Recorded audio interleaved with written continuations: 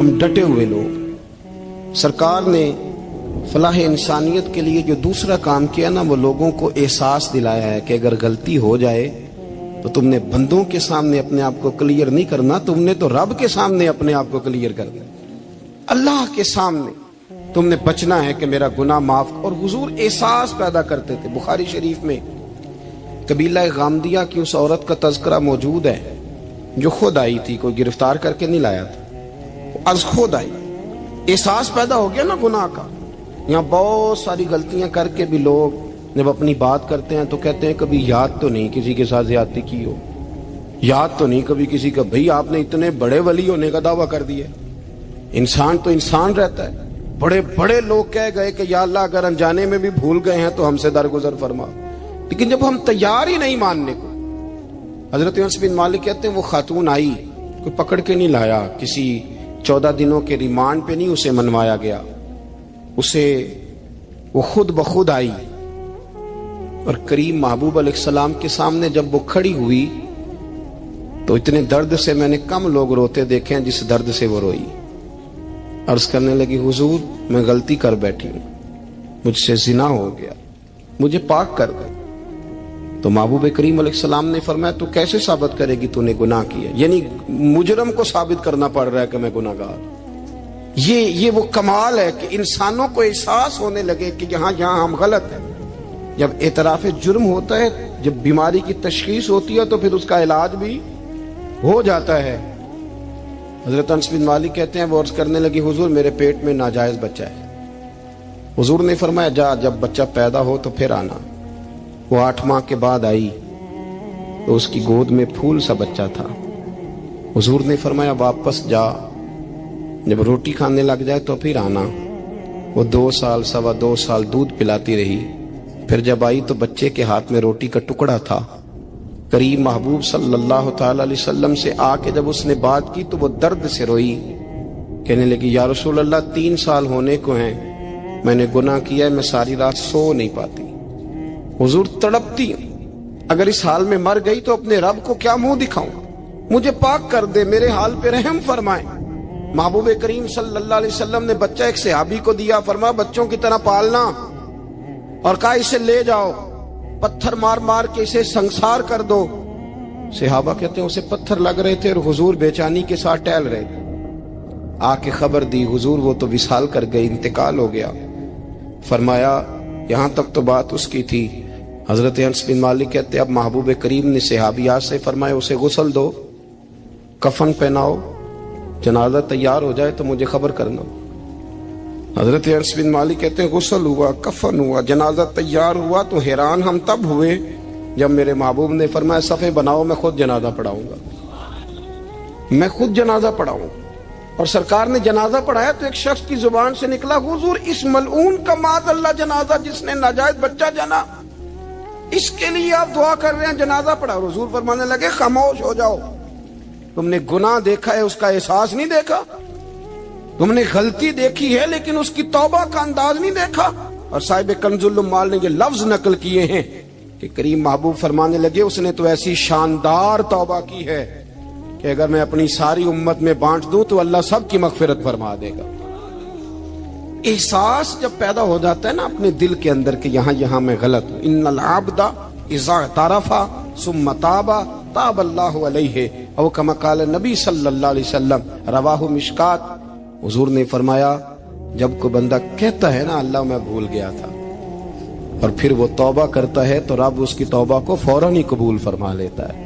حضرت عبداللہ بن حذافہ جہاد کر رہے تھے، روم کے عیسائیوں نے گرفتار کر لیا. 1000 آدمی نے مل کے پکڑا، گرفتار نہیں ہوتے تھے صحابی. 1000 آدمی نے گھیرا ڈالا، گرفتار کر کے لے گئے. اور جب بادشاہ کے سامنے گئے تو وزیر کہنے لگا بادشاہ بندہ بڑے کام کا ہے، اگر ہمارے قابو آ گیا تو فائدہ دے گا. صحابی ہیں حضرت عبداللہ بن حذافہ، حضرت فاروق اعظم کا زمانہ ہے، اگر قابو آ گیا تو فائدہ دے گا. بادشاہ کہنے لگا کیوں، کیا خوبی ہے؟ کہنے لگے ہم 1000 آدمی تھے، یہ اکیلا قابو نہیں آ رہا تھا، 1000 آدمی تھے، اگر ہماری فوج میں شامل ہو گیا تو بہت بڑا جرنیل ملے گا. بادشاہ کہنے لگا کوئی مسئلہ نہیں، 2-3 چیزیں ہوتی ہیں بندے کو خریدنے کے لیے، خرید لیتے ہیں. بادشاہ کہنے لگا अब्दुल्ला जितनी दौलत तुझे चाहिए मैं तुझे दे देता हूं, मेरे लश्कर में आ जा, माज़अल्लाह इस्लाम छोड़ दे। हजरत अब्दुल्ला बिन हुज़ाफा क्या फरमाते हैं? फरमाते हैं बड़ा तू बेवकूफ है, मैंने दौलत कमानी होती तो मदीने में बैठ के तजारत करता, मैं दौलत कमाने नहीं निकला, मैं तो रसूलुल्लाह की रजा कमाने के लिए निकला हुआ हूं। दौलत कमानी होती तो किसी मार्केट में होता, मैदान में आना था। शहादत है मतलूब मकसूद मोमिन, न माले गनीमत न किश्वर कुशाई। ये दौलत तो लौंडी है रसूलुल्लाह के दरवाजे की, ये तो पीछे पीछे फिरती है नबी पाक के गुलामों। ये कमानी होती तो मैं किसी मार्केट में होता, मैदान में थोड़ा होता। अब्दुल्ला बिन हुज़ाफा से एक दूसरी चाल चली। कहने लगे मियाँ ओदा जो तुझे चाहिए, मैं बादशाह हूं, मेरे नीचे जो ओदा तू कहेगा वो तुझे मिल जाएगा। हजरत अब्दुल्ला बिन हुज़ाफा कहने लगे शायद तुझे पता नहीं मेरी तारीफ क्या है, शायद तू जानता नहीं मेरी तारीफ क्या है। कहा साहब की क्या तारीफ है? कहने लगे मैं रसूलुल्लाह का सहाबी हूँ और कायनात में सबसे बड़ा ओदा मुस्तफा के सहाबी होने का ओदा है। सहाबा वो सहाबा थे जिनकी हर सुबह सुबह ईद होती थी, खुदा का कुर्ब हासिल था, नबी की दीद होती थी। फरमाया मैंने हुजूर के जलवे देखे हुए हैं, मुझे ओहदे की जरूरत ही नहीं, और मैंने ओहदा लेना होता तो मैं सियासत करता, मैं तो शहादत लेने निकला हूं मैदान में, ओहदे का मैंने क्या करना है। अब बादशाह कहने लगा इसे कत्ल कर दो। वजीर कहने लगा नहीं, एक बात और है, मुझे एक चाल और चलने दो। कहा वो क्या? कहने लगे मेरी बेटी बड़ी खूबसूरत है, मुझे मौका दो अपनी ही बेटी को सजा बना के, वो जवान जिसकी जवानी इतनी बड़ी है कि 1000 आदमी मुकाबले में खड़ा नहीं होता, उस जवान के कमरे में रात की तन्हाई में बना सवार के बीबी को भेजा। वो बीबी कहती है मैं सारी रात बन सवर के इस सहाबी के कमरे में बैठी रही, लेकिन ये क्या शख्स था, सारी रात ही मुसल्ले पे बैठा रहा, सारी रात ही। कुछ देर थक जाता तो ये करीम रसूल पे दुरूद पढ़ना शुरू कर देता। बीबी कहती है सहरी हो गई तो मैंने छू के देखा कि इंसान है कि जिन्न है, ये बंदा है कि फरिश्ता है, छू के देखा। कहने लगे पीछे हट जा। मैंने कहा मैंने तो सुना था तू 1000 के मुकाबले में है और तू इतना बेहिस है कि बनी सवरी दुल्हन बैठी है, तूने नजर नहीं की। अब्दुल्ला बिन हुज़ाफा, बीबी कहती है नजर फिर नहीं उठाई, नजर फिर झुकी हुई है। कहने लगे बीबी मैं मजबूर हूँ, अब मेरे ऊपर कोई हुस्न नहीं चलता, मैंने जलवाए बद्दुहा का दीदार किया हुआ है, अब मेरी निगाहों में जचता नहीं कोई, इसलिए कि जैसे मेरे सरकार है ऐसा नहीं कोई। कभी भी अब नहीं किसी का मेरे ऊपर जादू चलता, मैंने मुस्तफा को। और कहा जरा पीछे हट के बैठ, मुझे मेरे रसूल ने गैर महरम से बचने का हुक्म दिया है, जरा पीछे हट के बैठ। सहरी का वक्त था। वो बीबी कहती है उस नौजवान के जुमले मेरा सीना चीर गए, कलेजा फट गया, चीख निकली, मैं कुफर के आलम में रोई।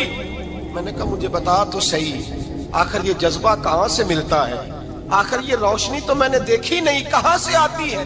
एक मेरा बाप है जो बना सवर के मुझे तेरे कमरे में छोड़ गया, बतला ये कहाँ से कैफ आते हैं। अब्दुल्ला बिन हुज़ाफा कहने लगे अगर कैफ लेना है तो तू भी मेरे मुस्तफा का कलमा पढ़ जा, आजा दरवाजे रसूल पे झुक जा, मिल जाएगा। सवेरे दरवाजे पे बाप आया बेटी से रिजल्ट लेने, दरवाजा खोला तो बेटी नकाब पहने बाहर आई। बाप कहने लगा क्या बला? कहने लगी पीछे हट जा, तू गैर महरम है, काफिर है, मैं मुसलमान हूँ। उसने कहा क्या हुआ?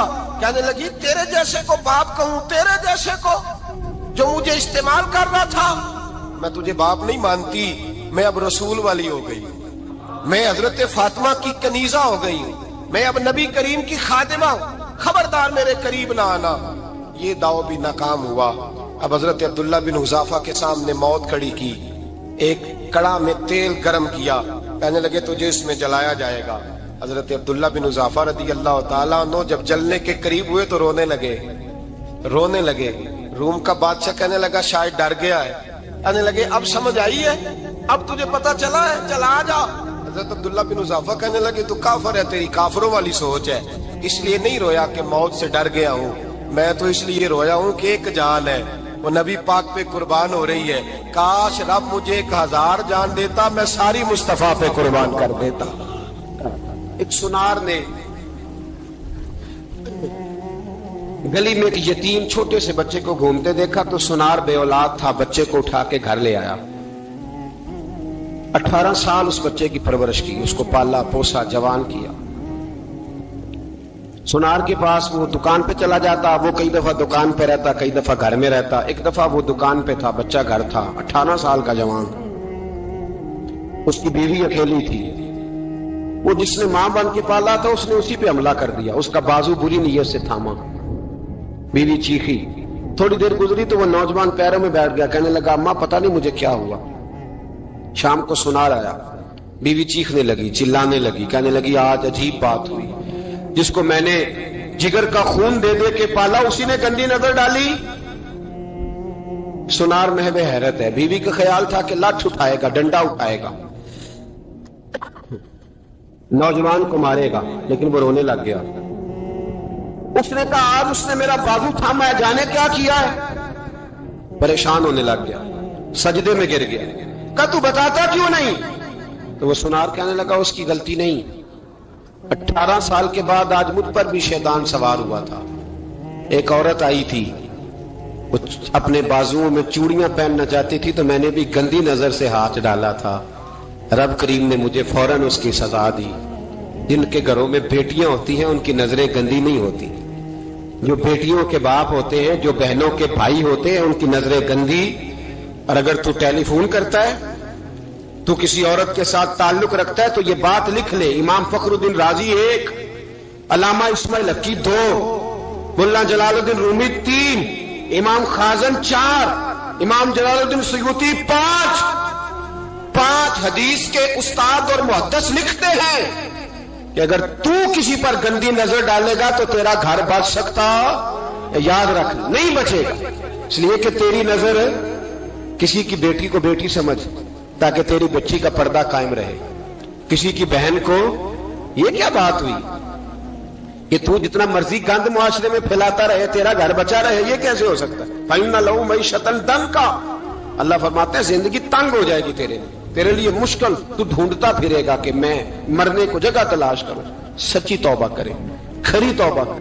ये गुनाह इंसान को मजबूर कर देते हैं। हजरत अब्दुल्ला बिन मुबारक रहमतुल्लाह ताला अलैह, उनके सैकड़ों शागिर्द थे। एक शागिर्द के इंतकाल का वक्त आया तो घर गए मिलने। आप कहते हैं मैंने जोर लगा लिया पर उसकी जुबान पर कलमा जारी नहीं हुआ। मैं उसे कहता कलमा पढ़, पर उसकी जुबान पर जारी।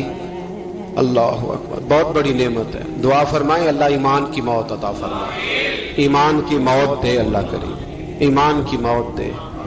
ऐसे भी लोग देखे हैं, मस्जिद नबवी है, रसूलुल्लाह का शहर है, सर सजदे में है, रूह परवाज कर गई। रूह पर कितना नसीबों वाला है, कितना नसीबों वाला है कि मस्जिद नबी में सर सजदे में रखा है और अल्लाह तबारक व तआला ने महबूब के कदमों में मौत अता फरमाई। तो हज़रत अब्दुल्लाह बिन मुबारक कहते हैं मैंने उसको कहा कलमा पढ़, तो उसकी जुबान पे जारी नहीं होता। मैं बार बार कहता तो वो मिन्नत करता, कहता हुजूर मैं कोशिश करता हूं, जारी नहीं होता। फरमाते मैं परेशान होके उठा, अभी मैं दरवाजे पे पहुंचा था, उसने चीख मारी और रूह परवाज कर गई। बच्चे रोने लगे, बीवी रोने लगी। तो मैंने उसकी बीवी से कहा कि जुर्म क्या करता था, इतना बड़ा पापी पे कलमा जारी नहीं हुआ। उसकी जोजा कहने लगी हजरत जी 2 गुनाह थे इसके। एक तो ये शराब का आदी था, रोकती थी बाज नहीं आता था, और दूसरी बात यह कि ये अपनी अम्मा का नाफरमान था। वो 2 गलियां छोड़ के रहती है, ये कभी मिलने नहीं गया था। उस बूढ़ी का कलेजा इसकी तरफ से बड़ी तकलीफ में था। तो हजरत अब्दुल्लाह बिन मुबारक कहने लगे जा तू भी दुआ कर और उसकी माँ को भी कह दुआ करे कि यहां तो ये कलमा नहीं इसे नसीब हुआ, अल्लाह करे अल्लाह आखिरत की मंजिलें इसकी बेहतर फरमा दे। ये हदीस सुनाने लगा हूं, हदीस है, हदीस रसूल है।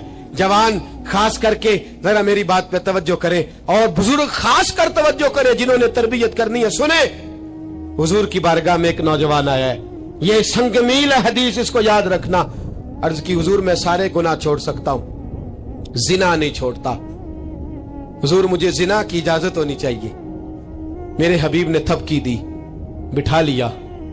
मैं कहता हूं हुजूर ने गुनाहगारों को मुआशरे से काटा नहीं, उनकी तरबियत फरमाई है, उनकी तरबियत फरमाई है, उनको करीब फरमाया। मेरे हबीब करीम सल्लल्लाहु अलैहि वसल्लम ने फरमाया इधर आ बैठ जा, बैठ गए। हुजूर ने फरमाया तू पसंद करता है तेरी मां के साथ कोई बदकारी करे? हुजूर नहीं। फरमाया तू पसंद करता है तेरी बेटी के साथ कोई बदकारी करे? या रसूलल्लाह मैं आंखें निकाल दूंगा।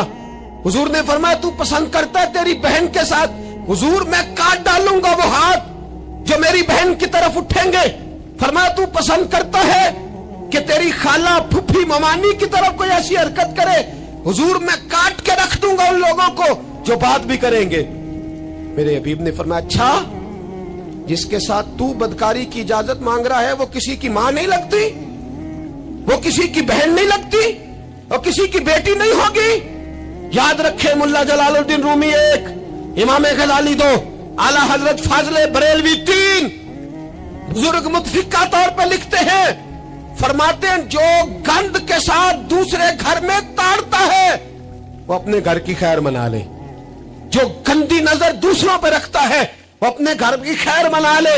इसलिए कि जो जुर्म वो किसी के खाते में डालेगा वो सजा बन के उसके घर की तरफ लौटा दिया जाएगा, जो बदकारी वो किसी के खाते में डालेगा वो सजा बन के अल्लाह उसके घर की तरफ लौटा देगा। अगर अपने घर को पाक रखना चाहते हो तो दूसरों की तरफ पाक नजर रखनी शुरू कर दो। अगर चाहते हो कि तेरा घर अजीब मामला है ना, बेटे को तो पसंद की शादी की इजाजत है तो बेटी को इजाजत क्यों नहीं? अगर तेरा बेटा पसंद की शादी करेगा तो याद रखना फिर जब किसी की बेटी ये लफ्ज बोलती है फिर इज्जतों के जनाजे निकलते हैं, फिर उरियानी फहाशी का जो है वो कलक लगता है माथे पर, फिर याद रखना चारों जानिब से रुसवाइयां तेरा नसीबा होती है। अगर तू बेटी को रोकना चाहता है तो बेटे का हाथ पकड़, अगर तू बेटी को साफ रखना चाहता है तो बेटे को शर्म हया की चादर उड़ा, अगर तू बेटियों के किरदार की हिफाजत करना चाहता है तो पहले बेटे को पाबंद शरीयत बना। एक बहुत बड़ा गुनाह बदनिगाही का गुनाह है। आपको पता है हमारे मुल्क के अंदर बदकारी, जिना और बेहयाई की शरह कितनी बढ़ती जा रही है, किस कदर बढ़ती जा रही है। वो लोग जो निकाह कर लेते हैं वो भी अपनी निगाहों को, मैं अक्सर कहता हूं, हुजूर ने फरमाया निकाह आधा ईमान है, जिसने निकाह कर लिया उसका ईमान मुकम्मल हो गया। तो जो निकाह के बाद भी बाज ना आया, मैं उसको बेईमान नहीं कहता, लेकिन नबी पाक ने फरमाया जो निकाह कर ले उसका ईमान, बोलिए ईमान महफूज हो गया, उसका ईमान, सारे बोलिए ईमान। और जो फिर भी बाज ना आए, हुजूर कह रहे ईमान मुकम्मल हो गया, और जो ना बाज आया क्या फतवा दिया जाए हदीस की रोशनी में?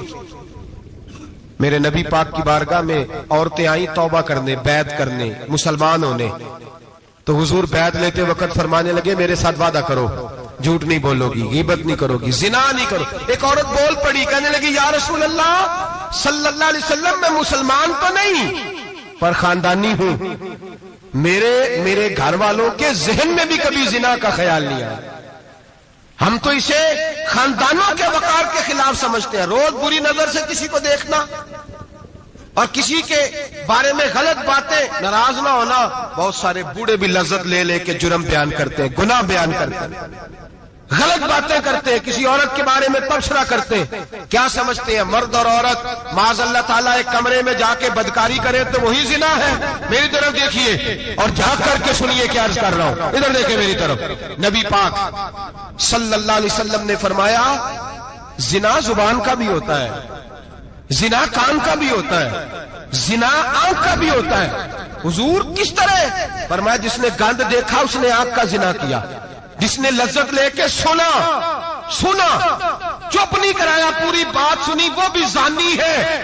और जिसने गंदी बात बोली वो मुंह का जानी है, जिसने गंद सोचा वो दिमाग का जानी है। और जानी को सबसे पहली सजा अल्लाह ये देता है कि सजदे की लज्जत छीन लेता है, इबादत का सुरूर छीन लेता है, उसका नमाज में दिल नहीं लगता। कुरान में सबसे पहली सजा उसे अल्लाह अपने दरवाजे से दूर कर देता है। भाइयों आज हमारे सजदे बेकैफ हैं, आज लोग गलत जगह पे घंटों बैठे रहते हैं, मस्जिदों में लोगों के दिलों को घबराहट होती है, लोग भागते हैं। मेरे नबी पाक ने फरमाया तू नजर को पाक कर ले, अल्लाह तेरी इबादत में लज्जत पैदा फरमा देगा। मेरे भाई याद रख ले और सुन ले, सबसे कमजोर आदमी वो है जिसका जहन पाक नहीं, सबसे कमजोर आदमी वो है जो किरदार का गलत है। एक बात मैंने पढ़ी, आप यकीन करें मेरा दिल करे कि मैं आग लगा दूं اس عنوان کو جس پہ گندگی لکھی جاتی ہے، ان اخباروں کو، ان چیزوں کو جس پہ گند لوگوں کے دلوں میں. وہ انڈیا کی ایک وزیر اعظم عورت گزری تو کسی نے اس سے کہا کہ پاکستان نے تو تمہیں شکست دی ہے، تم جیت نہیں سکے بڑا ملک ہو کے. کہنے لگی کوئی بات نہیں، تھوڑا وقت ٹھہر جاؤ، ہم ان پر تہذیبی یلغار کریں گے، ان کے گھروں میں ننگا ناچ کریں گے، یہ گندی تصویریں دیکھیں گے، یہ گند میں الجھ جائیں گے. اور جو قوم گند میں الجھ جایا کرتی ہے وہ پھر کسی سے لڑنے کی طاقت نہیں رکھتی، اس کے اندر ڈٹ جانے کی ہمت نہیں ہوتی، اس کی غیرت کے جنازے نکل جاتے. دل کرتا ہے جل جائے وہ جل جائے جہاں سے برائی پھیلتی، تباہ ہو جائے وہ علاقے جہاں سے گند ہوتا ہے. لوگ گند کی کمائی کھاتے ہیں، گند کی. ایکٹروں کے ساتھ کھڑے ہو کے فوٹویں کھچاتے ہیں اور گناہ پہ فخر کرتے ہیں، اور گندے لوگ کہتے ہیں اللہ کا فضل ہے ہم گند پھیلا رہے ہیں. ثم معاذ اللہ، لوگ گناہ پہ فخر کرتے ہیں چوکوں چوراہوں میں. محمد بن قاسم آئے ہندوستان پہ راجہ دہر کے مقابلے میں، نوجوان میری طرف دیکھے اور صحیح ہو کے بیٹھے، خاصے صحیح ہو کے بیٹھے، تقریر نہیں کر رہا، جذبات کا. میرے جذبات سنیں، دل کے پھپولے جل رہے ہیں سینے کے داغ سے. اللہ کی قسم روح کی گہرائی سے بات کر رہا ہوں، وہ بات کر رہا ہوں جو سینہ کہہ رہا ہے کہ پھٹ جائے اور کہنا نہ پڑے. قرآن و حدیث پڑھتے ہیں اور پھر اپنا حال دیکھتے ہیں تو لگتا یہ ہے کہ عذاب قریب آ گیا ہے، لگتا ہے زمین پھٹنے والی ہے، آسمان گرنے والا، لگتا ہے قریب آ گیا ہے سارا کچھ. سمجھے کہ عرض کر یہ بات اگر آپ سمجھ گئے تو قیمت وصول ہو گئی. اس کو سمجھ گئے تو سمجھ لیں آپ کے مزاج کے اندر اللہ نے تبدیلی پیدا کر دی. محمد بن قاسم 18 سال کا جوان، ایک عورت کی عزت پر راجہ دہر ہندو نے حملہ کیا، محمد بن قاسم بچانے آئے. جب ہندوستان آئے فوج تھوڑی تھی، علاقہ تھوڑا تھا، راجہ دہر کی فوج بہت زیادہ، اور پھر اپنا عرب چھوڑ کے یہاں آ کے ہندوستان میں اس کے علاقے میں اس پہ حملہ کرنا، حالات خراب تھے. محمد بن قاسم پریشان ہے. ایک بزرگ نے دیکھا، کہنے لگے پریشان کیوں ہو؟ کہنے لگا سوچتا ہوں علاقہ بھی اس کا، فوج بھی اس کی، میرے فوجیوں کو تو رستوں کا بھی نہیں پتا، کیسے جنگ کریں گے، کدھر سے آئیں گے، اور پھر ہمیں زبان بھی نہیں آتی، کیسے کام ہوگا، ڈر رہا ہوں. 2-4 دن گزرے تو محمد بن قاسم اشاش بشاش ہو گئے. اور بزرگ کہنے لگے خیر ہے، بڑے مطمئن ہو گئے ہو. کہنے لگے بس راجہ دہر ہم سے مقابلہ نہیں کر سکتا، راجہ دہر ہمارے مقابلے میں کھڑا نہیں ہو سکتا. وہ گرا کے گرا، وہ لڑکھڑایا کہ لڑکھڑایا، ریزہ ریزہ ہو جائے گا. آپ کو کیسے خوشخبری مل گئی؟ کہنے لگے مجھے پتا چلا ہے کہ راجہ دہر ذہن کا گندا ہے، وہ تو چچا کی بیٹی کو نہیں چھوڑتا، ماموں کی بیٹی کو نہیں چھوڑتا، خالہ کی بیٹی کو گندی نظر سے دیکھتا ہے. جس کا ذہن گندا ہوتا ہے وہ کسی کا مقابلہ نہیں کر سکتا. ہمیں فتح ہوگی، فتح، وہ گرے گا. وہ بزرگ کہتے ہیں میں سمجھ گیا کہ واقعی سے فتح ہوگی. آج کشمیر کیوں آزاد نہیں ہو رہا، فلسطین میں آگ کیوں لگی ہوئی ہے؟ مسلمان جب تک ذہن کا گندا ہے کمزور ہے، جب تک ذہن کا ناپاک ہے کمزور ہے. حضرت سعد بن ابی وقاص رضی اللہ تعالیٰ عنہ فرمایا کرتے تھے اللہ مسلمان کی مدد اتنی دیر تک کرتا رہتا ہے جتنی دیر تک مسلمان کا ذہن صاف رہتا ہے، کردار پاک رہتا ہے. آگ اس لیے معاشرے میں لگی ہے. نوجوانوں تم کہتے ہو کامیابیاں نہیں ملتی، اسے کیسے کامیابی مل سکتی ہے جس کا ذہن ہی صاف نہیں؟ وہ کیسے دنیا کی بازی جیت سکتا ہے جس کی نگاہ ہی پاک نہیں؟ وہ کیسے آگے بڑھ سکتا ہے جس کے کردار میں پاکیزگی نہیں؟ اپنے آپ کو پاک کر لو، اللہ ہر مشکل میں تمہاری مدد فرمائے گا، ہر رستے میں تمہاری مدد فرمائے گا. اور میں نے کہا جب آدمی ناپاک ہوتا ہے تو رب کریم اس سے عبادت کی لذت چھین لیتا ہے. اور اللہ کی سب سے بڑی سزا یہ ہے کہ کسی کو سجدہ نہ لمبا کرنا دے. رب کریم سب سے زیادہ اس سے ناراض ہے جس کو قرآن پاک کی کھولنے کی توفیق نہ ہو. سب سے زیادہ رب کریم اس شخص سے ناراض ہے جو اللہ کی بارگاہ میں جھکنے کی لذت چھوڑ جائے. میرے نبی پاک سید عالم علیہ السلام کے صحابہ لمبی عبادتیں کرتے تھے، لمبی. کسی نے کہا تھا روم کے بادشاہ تھے کہ یہ مسلمان فاتح کیوں ہو جاتے ہیں؟ تو اس نے کہا میں نے مولا علی کے زمانے میں جاسوسی کرائی تھی، پتا کیا تھا کہ ہر میدان میں کامیاب کیوں ہوتے ہیں.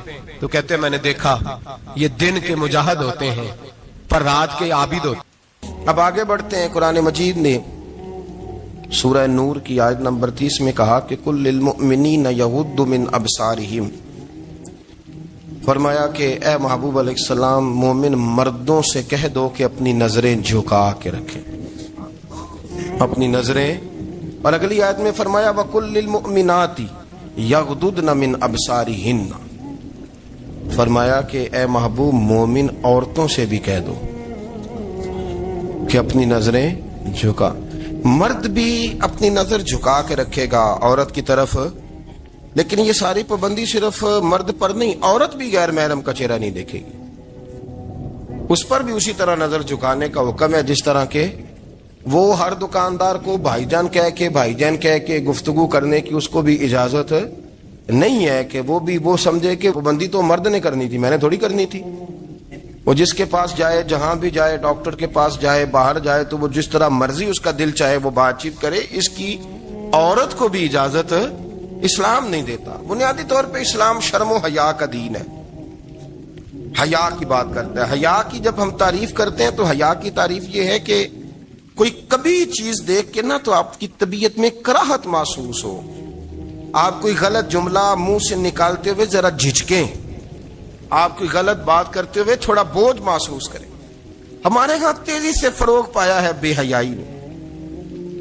سنگیوں کی محفلیں، یاروں کی محفلیں، اس میں غلیظ گفتگو ہوتی ہے الا ماشاء.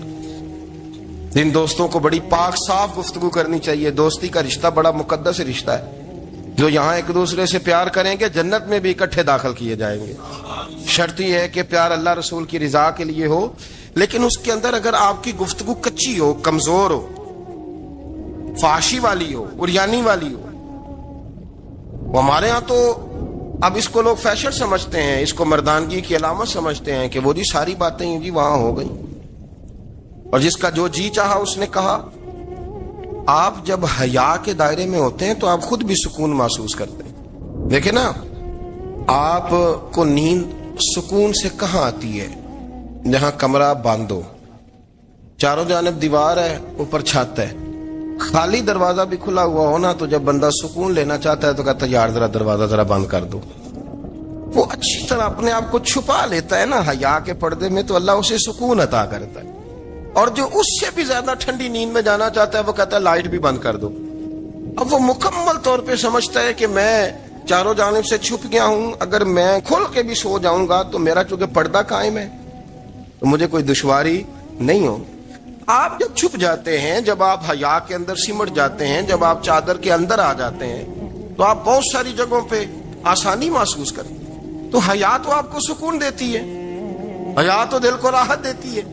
میں بڑی ذمہ داری سے بات عرض کرتا ہوں، قرآن مجید نے نا ایک مقام پہ مذاق کو، ایک مزاح ہوتا ہے خوش طبی، وہ نہیں مذاق اڑانا.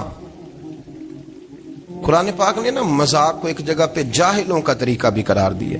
بنی اسرائیل کے لوگوں سے حضرت موسیٰ نے کہا کہ گائے ذبح کرو اور ایک ٹکڑا مقتول کو مارو، زندہ ہو کے خود بتا دے گا مجھے کس بندے نے قتل کیا. تو کہنے لگے آپ ہمارے ساتھ مذاق کر رہے ہیں.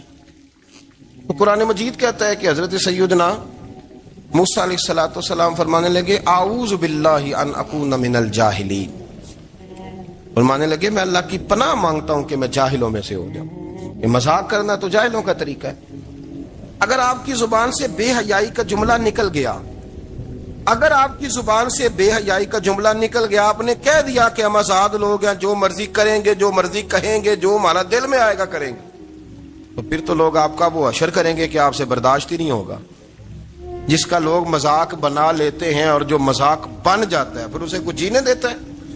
آپ حیا کی چادر میں چھپیں گے تو بچیں گے.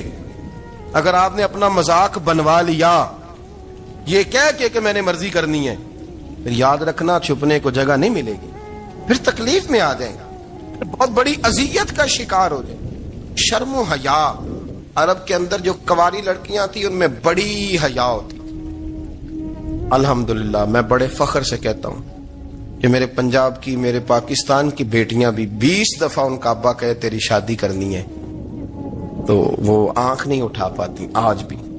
یہ تو وہ چند لوگ ہیں جو کہتے ہیں ہم ہائی کلاس ہو گئے، ہمیں نہیں پتا کہ وہ روشن خیال ہو گئے ہیں کہ روغن خیال ہو گئے، پتہ نہیں کدھر چلے گئے. ورنہ ہماری بیٹیاں آج بھی جب ان سے ان کا باپ، ان کی ماں بات کرتی ہے تیری شادی کی تو وہ تو شرم کے ساتھ پچھلے سے پچھلے کمرے میں چھپتی ہیں. یہ اللہ نے فضل کیا ہوا ہے اس ملت پر.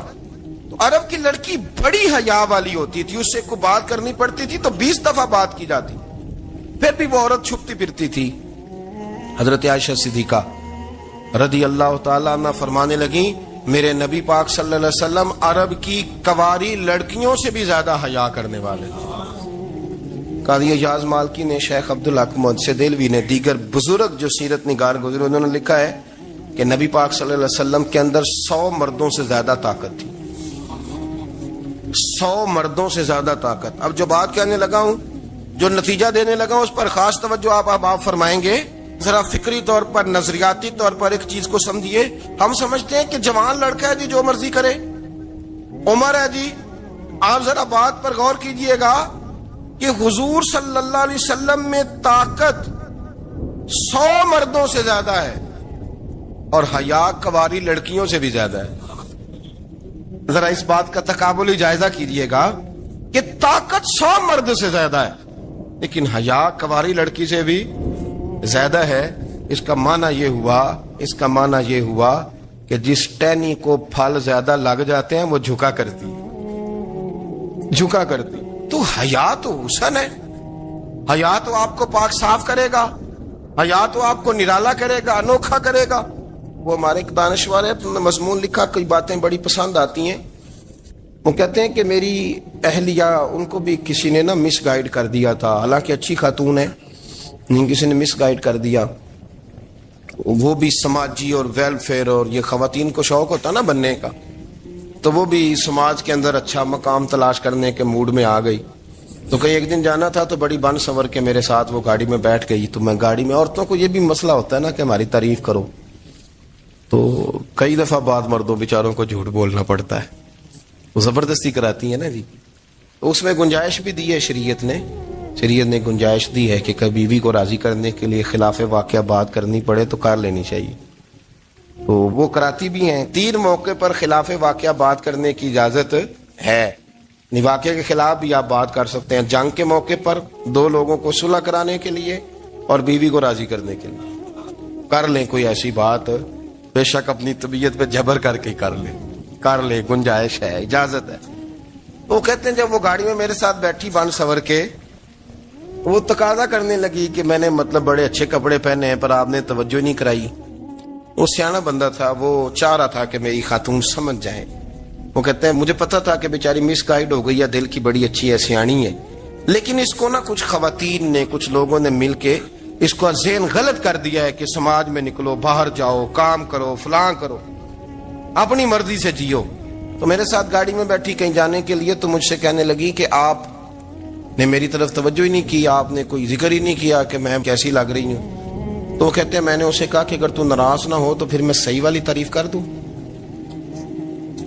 تو اس نے کہا کہ آپ کر دیں۔ تو کہتے ہیں میں نے درد سے اور خلوص سے اپنی بیوی سے کہا، خلوص کے ساتھ میں نے کہا میں تو روز گھر ہوتا ہوں، روز شام کو گھر ہوتا ہوں، اگر تو میرے لیے تیار ہوتی تو میں تیری تعریف کرتا، لیکن آج تو باہر جانے کے لیے تیار ہوئی، تو پھر ان سے تعریف کی امید رکھ جن کے لیے تو نے تیاری کی ہے۔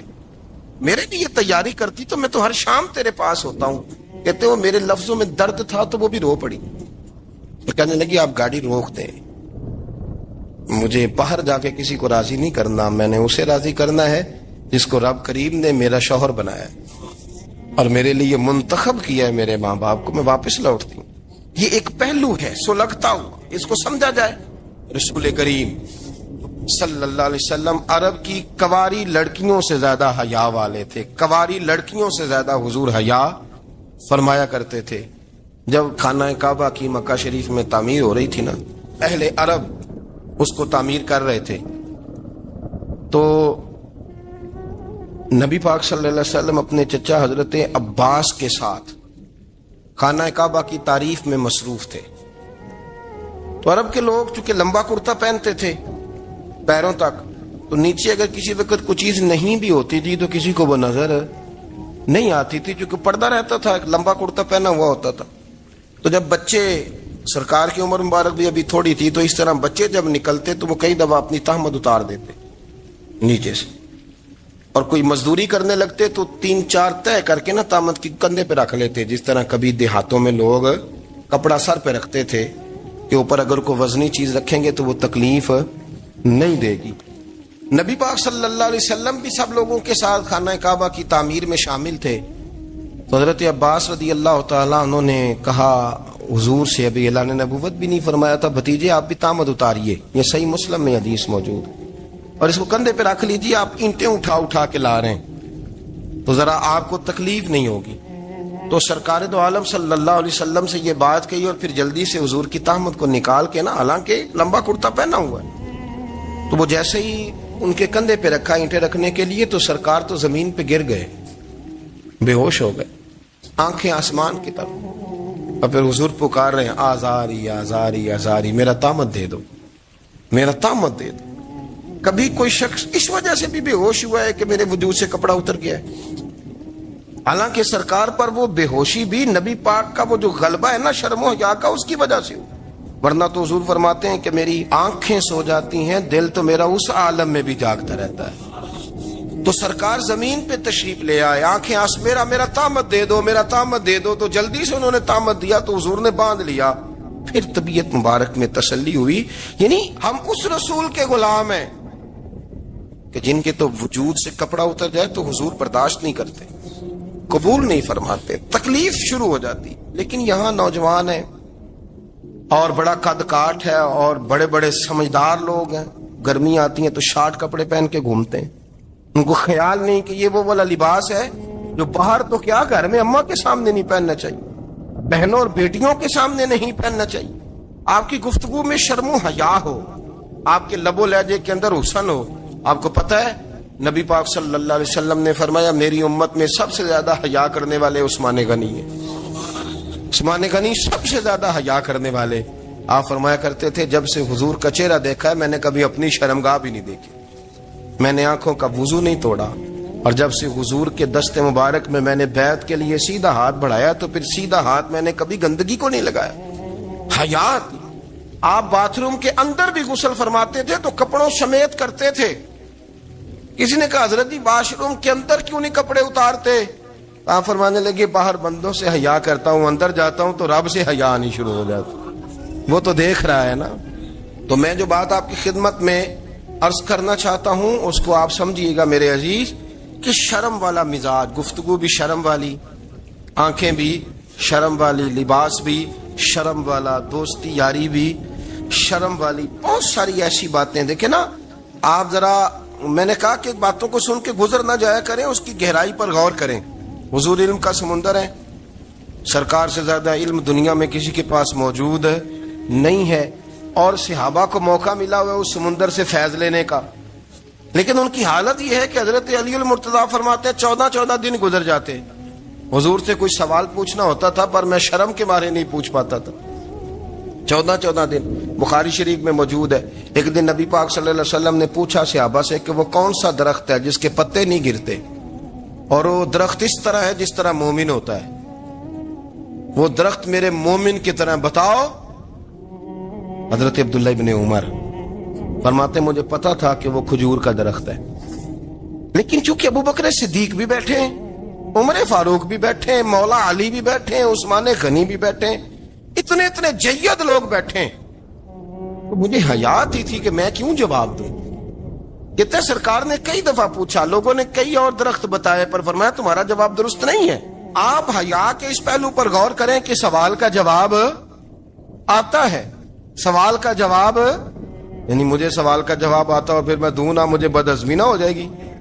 یہ کیسے ممکن ہے کہ میری رات گزر جائے، مجھے پتا بھی تھا اور میں نے بتایا نہیں؟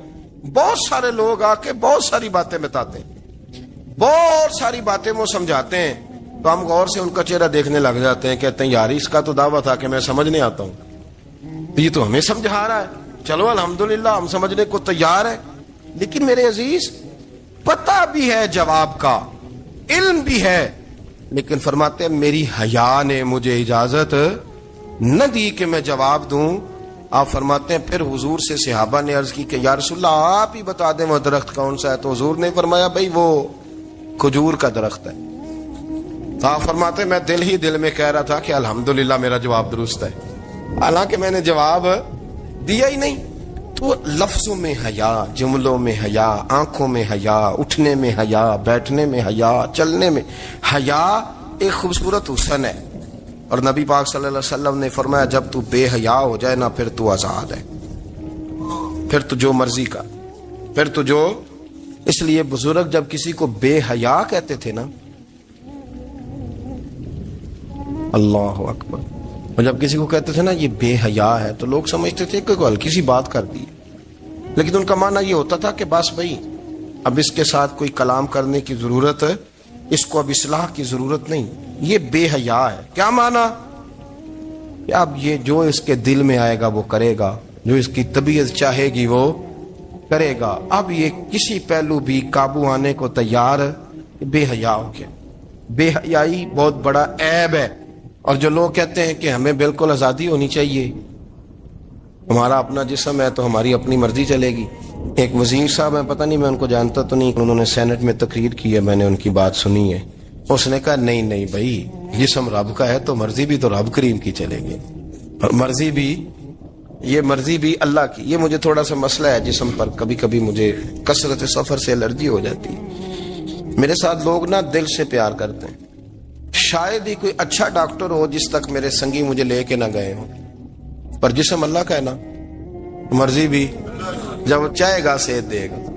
کیوں کچے کاموں میں لوگ پڑ گئے، کیوں غلط لوگ سوچ میں پڑ جاتے ہیں، یہ اسی کا ہے، اور جب وہ چاہے گا، آپ اس بات کو اچھے طریقے سے سمجھ لیں کہ جو اپنی مرضی چوکوں چوراہوں میں کر رہے ہوتے ہیں نا، جو مرضی گاندمند، وہ جانور ہوتے ہیں، وہ جانور ہوتے ہیں جو نہ چونک دیکھتے ہیں، نہ گلی دیکھتے ہیں، نہ انہیں پتہ ہوتا ہے کہ جگہ کون سی ہے۔ وہ انسان، میں نے کہہ دیا جو میں نے کہنا تھا، میں نے کہہ دیا، وہ جانور ہوتے ہیں۔ اور جو کچھ انسان ہوتے ہیں نا، ان کے اندر کچھ نہ کچھ پھر شرم حیا بھی ہوتی ہے، وہ چوکوں چوراہوں میں وہ حرکتیں اور وہ کام نہیں کرتے جو جانور کرتے ہیں۔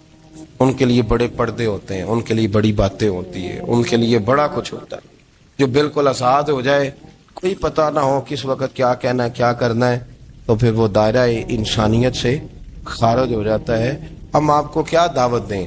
آپ تو وہ باتیں کر رہے ہیں جو اسلام کا انسانیت کے حق میں بھی ٹھیک نہیں، آپ تو وہ والی باتیں کر رہے ہیں جن کا انسانیت بھی تقاضا نہیں کرتی کہ یہ باتیں ہونی چاہیے۔ لیکن ایک بات، میں تو جذباتی نہیں ہوتا، میں بڑے غور سے چیزوں کو دیکھتا ہوں، سنتا ہوں، اور نہ میں ان موسمی مینڈکوں کی، وہ مجھے عاتق صاحب کہنے لگے جی بڑے بڑے مولوی ایک بندے کے ساتھ بیٹھے ہوئے ہوتے تھے اور وہ روزے میں بڑے بڑے درس دیتا تھا تو وہ بھی فلانی حرکتیں کر رہا ہے۔ تو میں نے کہا ہم نے تو پرانا کہا تھا کہ موسمی مینڈک ہے، تو پرانے کہہ رہے ہیں کہ اداکار ہے، تو وہ جہاں کاسٹ کریں گے وہاں وہ اداکاری کرے گا، آپ کسی مذہبی جگہ کر لیں تو وہاں کر لے گا، کہیں اور جگہ کریں گے تو ہم تو پرانا کہہ رہے ہیں۔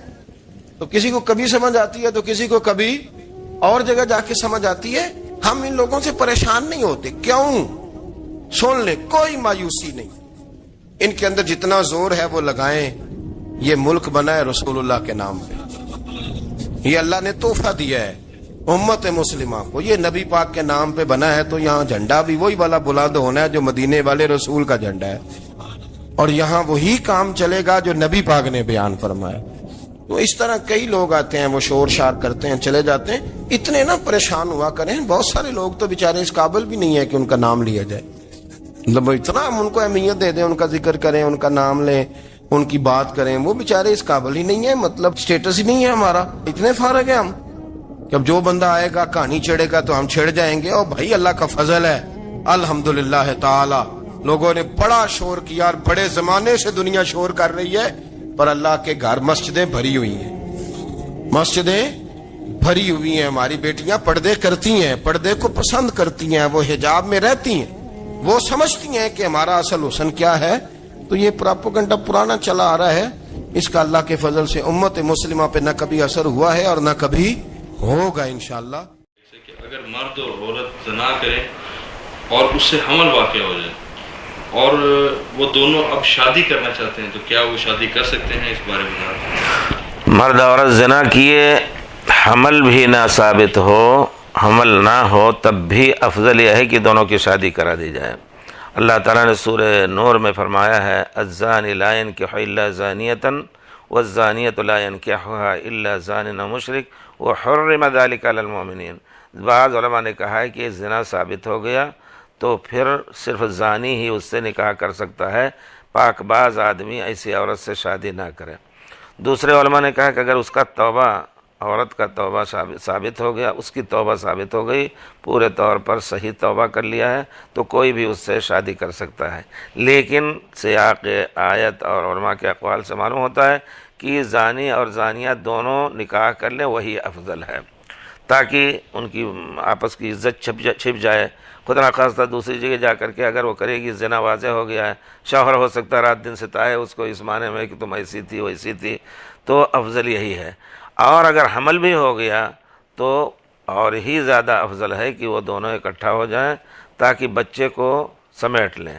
رہ گئی بات مسئلے کے طور پر کہ وہ بچہ اس زانی کی طرف منسوب ہوگا یا کس کی طرف منسوب ہوگا، صحیح مسئلہ یہ ہے کہ زنا کی بنا پر لڑکا اس کی طرف منسوب نہیں ہوگا اسلامی حکومت میں یا اسلامی قوانین میں، البتہ وہ ماں کا بیٹا ہے، نام اس کے باپ کا کچھ اور رکھ دیجئے، ابن ام ہی بھی کہا جا سکتا ہے، اس کی ماں کا نام اگر فاطمہ ہے ابن فاطمہ، جیسا کہ تاریخ میں بہت سے لوگوں کو ابن سمیہ کہا گیا، جن کے بارے میں تھا کہ جاہلیت میں ان کے ماں سے کسی نے زنا کیا تھا، تو وہ جو ہے ماں کے ساتھ رہے گا۔